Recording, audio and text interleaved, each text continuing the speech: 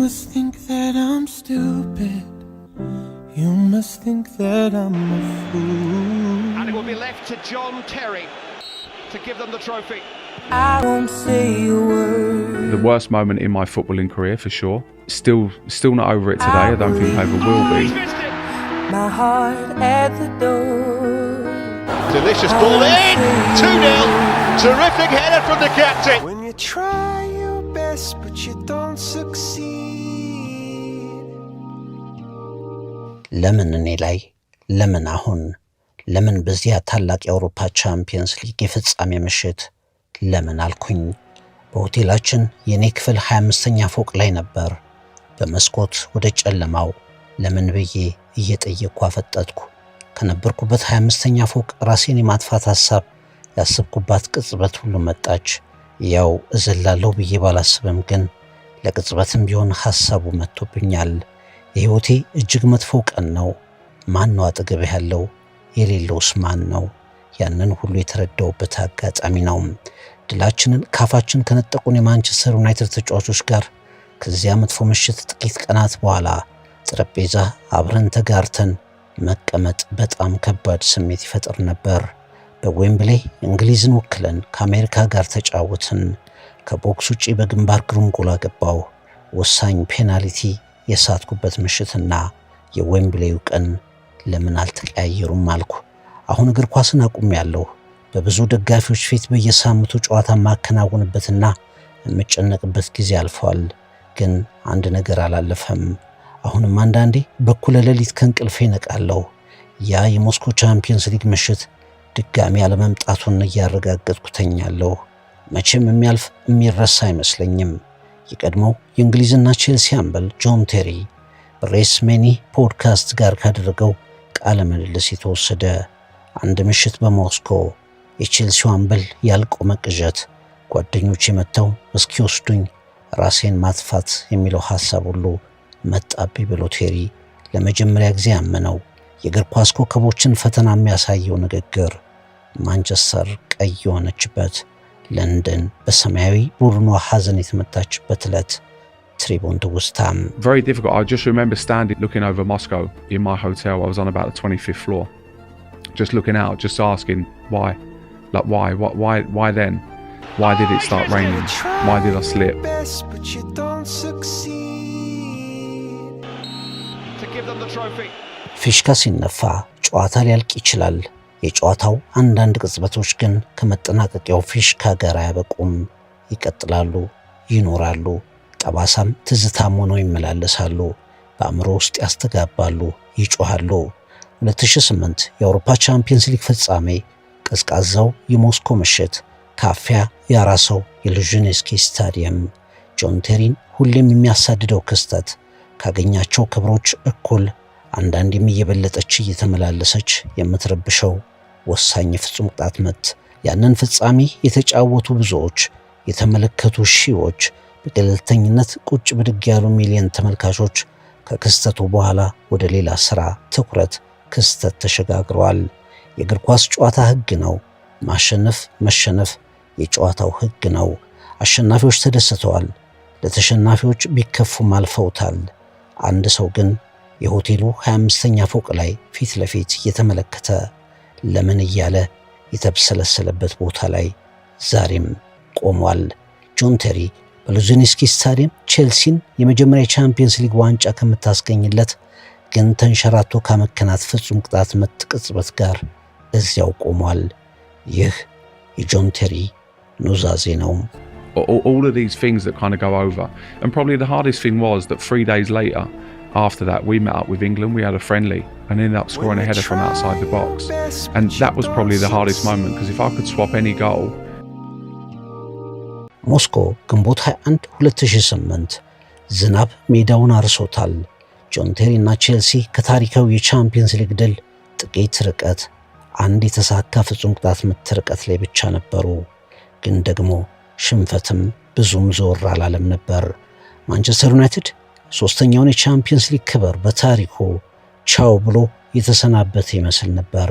ግን ደግሞ ቀዩ ደስታ ከቅርብ ርቀት አድፍጦ ነበር። የዚህ ሁሉ ታሪካዊ ሁነት ቁልፍ ተዋናይ ደግሞ ጆን ቴሪ የቼልሲው አምበል ድፍን የሰማያዎቹን ደጋፊዎች አደራ ተረክበው ጆን ቴሪ ወደ ፔናልቲው መምቻ ተንደረደረ። ጎሉን ሲያስቆጥር የሚኖረውን የደስታ አገላለጽ ጭምር እያሰበ ነው። የቼልሲ ደጋፊዎች እየተቁነጠነጡ ይገኛሉ።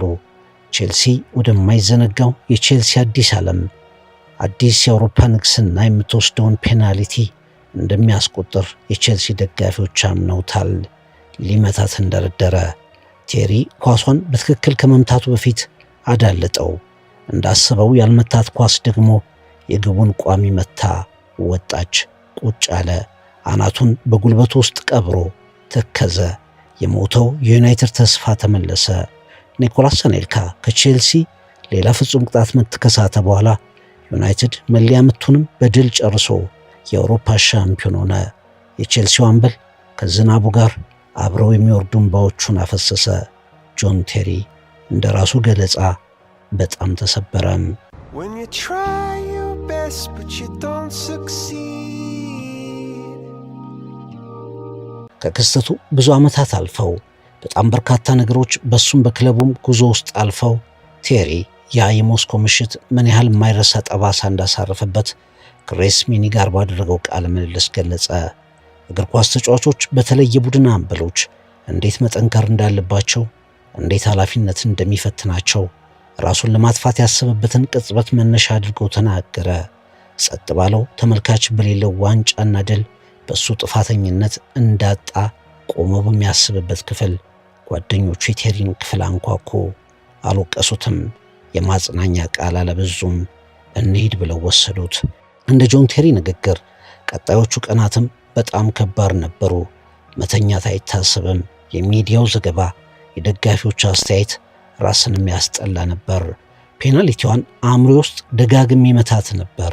ጆን ቴሪ በይፋ በጻፈው ደብዳቤ የቼልሲ ደጋፊዎችን ይቅርታ ጠየቀ።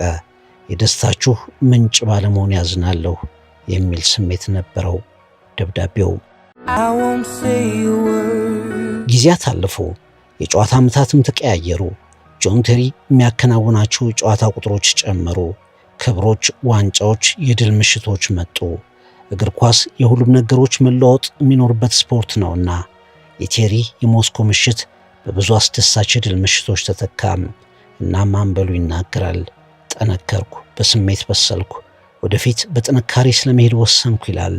ግን ደግሞ ይላል ቴሪ ሙሉ ለሙሉ እንደ ሞስኮ አይነት የሽንፈት ምሽቶችን ፈጽሞ መርሳት አይቻልም። አሁን እንኳ ከእንቅልፌ በኩለ ሌሊት እየነቃሁ አልተፈጠረም እያልኩ ተኛለሁ። መቼም የማልዘነጋው ምሽት። And John Terry has scored his first senior goal for Chelsea. And in comes his Terry!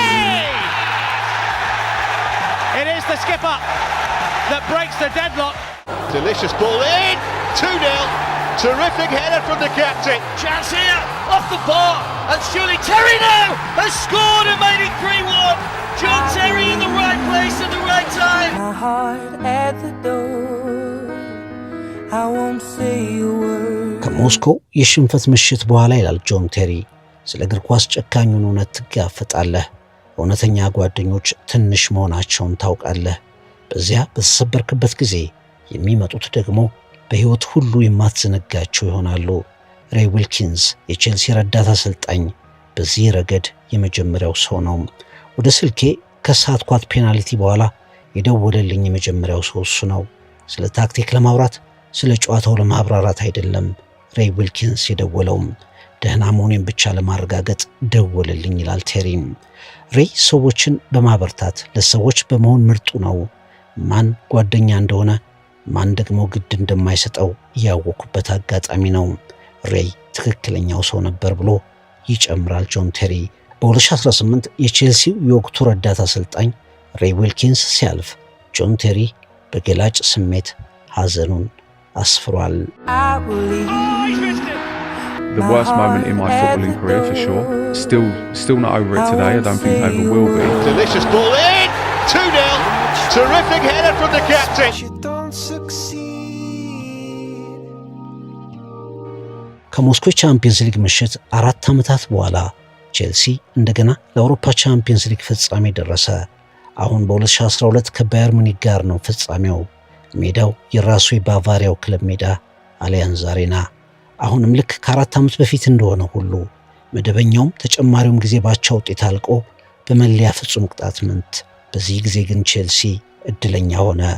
ጆን ቴሪ በአምበልነት ዋንጫውን አነሳ፣ የቻምፒየንስ ሊጉን ክብር ሳመ። በዚያም ምሽት ግን ጆን ቴሪ በፍጻሜው ላይ አልተጫወተም። አለመጫወቱ ደግሞ ይጸጽተዋል። ከባርሰሎና ጋር በነበረው የግማሽ ፍጻሜ ጨዋታ በቀይ ካርድ ተባሮ ስለነበር በፍጻሜው ጨዋታ አልተገኘም። ግን ያንን የሞስኮ የሐዘን ምሽት እንደገና አምበል ሆኖ ከፍ አድርጎ በሳመው ዋንጫ አካክሶታል።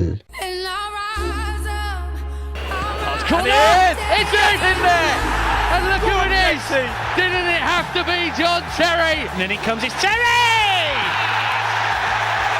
It is the skipper that breaks the deadlock. And it goes to Chelsea. Robin with the outswinger, and it's the equaliser from Terry.